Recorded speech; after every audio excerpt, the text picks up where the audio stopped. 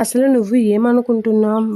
వాడు నీ గురించి ఎంత దినిగా వచ్చాడు అని చెప్పేసి కావ్యతో అయితే అపర్ణ అంటూ ఉంటుంది.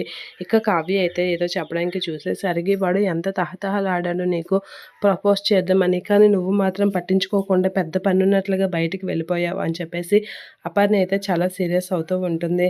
అసలు వాడి గురించి నువ్వేమనుకుంటున్నావు అని కావ్యతో అయితే సీరియస్‌గా అపర్ణ అనేసరికి స్వప్న అయితే నన్ను కాపాడడానికే కావ్య వచ్చింది ఆంటీ. కావ్యని ఏమనకండి. నేను హాస్పిటల్‌కి వెళ్తే రౌడీలు నన్ను కిడ్నాప్ చేయాలని చూశారు అని స్వప్న అనేసరికి అపర్ణ అయితే షాక్ అవుతూ ఉంటుంది. ఏంటి ఇది నిజమేనా అనేది షాక్ అవుతూ ఉంటుంది. ఇంద్రాదేవి కూడా షాక్ అవుతూ ఉంటుంది. ఇక యామిని దగ్గరికి అప్పు వెళ్ళి ఇదంతా నువ్వే చేశావని నాకు తెలుసు అని చెప్పేసి ఆ యామినితో మాట్లాడుతూ యామిని చెంప చెల్లుమనిపిస్తూ ఉంటుంది. అటుగా వచ్చిన రాజు అయితే చూస్తూ ఉంటాడు. ఏంటి వీళ్ళు ఏం చేస్తున్నారు అని అయితే చూస్తూ షాక్ అవుతూ ఉంటాడు. ఇక అప్పు యామిని వాళ్ళిద్దరైతే రాజుని చూసి షాక్ అవుతూ ఉంటారు.